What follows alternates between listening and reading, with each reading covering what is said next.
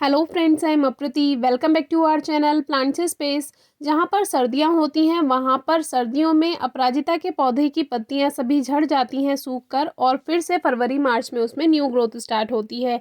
लेकिन बहुत से लोग इसको ऐसा देखकर ये सोचते हैं कि हमारा प्लांट ख़राब हो चुका है, अब इसमें न्यू ग्रोथ नहीं होगी, और वो उसको उठाकर फेंक देते हैं।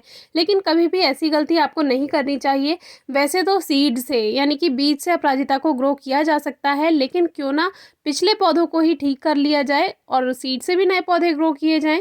तो देखिए, इस तरह से इनकी पहचान की जाती है। कोई भी प्लांट अगर सूख रहा है उसका स्टेम को हल्का सा स्क्रैच कीजिए, और देखिए अगर वो ग्रीन है तो समझ जाइए आपका प्लांट ठीक है और उसमें न्यू ग्रोथ जल्दी ही हो जाएगी।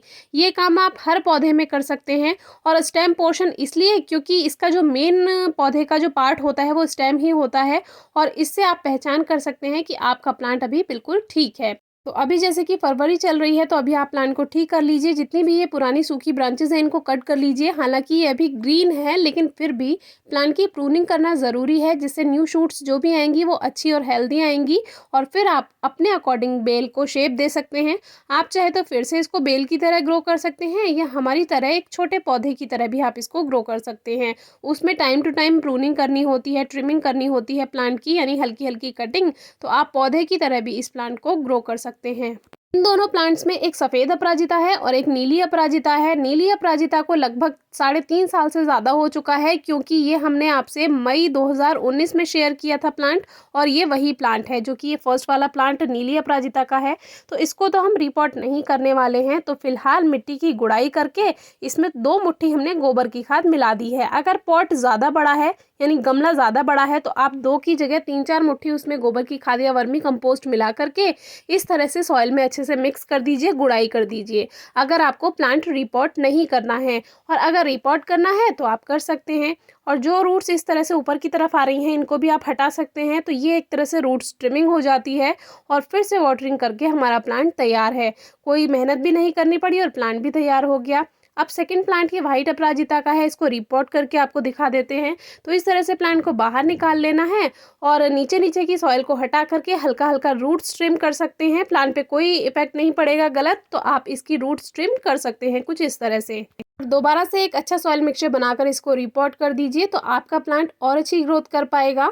वैसे सीड से इजीली ग्रो हो जाता है, और सीड से ग्रो करने का जो टाइम है वो है फरवरी मार्च से लेकर आप लगभग अगस्त तक इसके सीड्स ग्रो कर सकते हैं। और इसके बाद भी आप सीड ग्रो कर सकते हैं, लेकिन उसका नुकसान क्या होता है इस पर हमने ऑलरेडी वीडियो शेयर की हुई है, आप ज़रूर चेक कीजिए। अब इसी मिट्टी में थोड़ा गोबर की खाद मिलाकर वापस से इसमें ही भर देंगे पॉट में।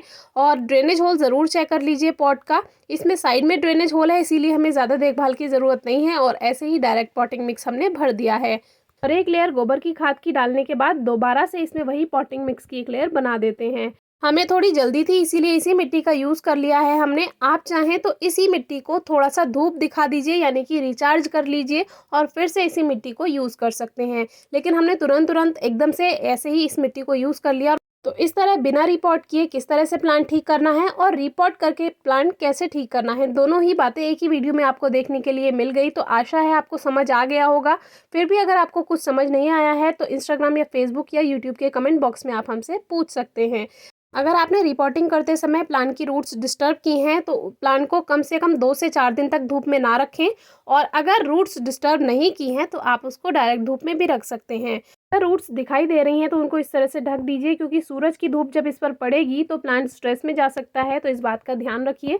हमारे प्लांट में न्यू ग्रोथ स्टार्ट हो चुकी है, नई लीव्स आ चुकी हैं। अब हमारा प्लांट दोनों ही अच्छे से ग्रोथ करेंगे, और सीड से भी हम नए पौधे ग्रो करना आपसे जल्दी ही शेयर करेंगे। इस प्लांट में अच्छी फ्लावरिंग के लिए आप हर 30 दिन में मिट्टी की गुड़ाई करके गोबर की खाद या वर्मी कंपोस्ट ज़रूर मिलाइए, जब फ्लावरिंग सीजन चल रहा हो, यानी गर्मियों में और रेनी सीजन में।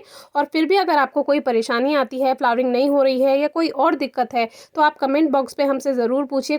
और आज की वीडियो आपको कैसी लगी कमेंट बॉक्स में ज़रूर बताइए। Thank you.